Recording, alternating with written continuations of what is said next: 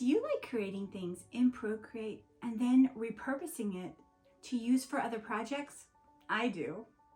Hi, Kimber Shook here, and thank you so much for stopping by and checking out this class.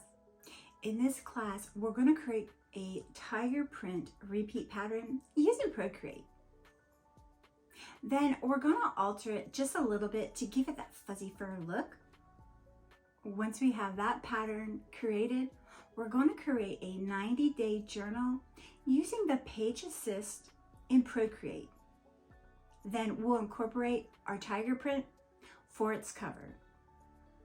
So this is for you if you love animal prints, if you like repurposing your artwork for other uses, and you also want to create a journal for yourself or to sell online. We'll be using the iPad, the Procreate app, and an Apple Pencil. So if you're ready, let's get started.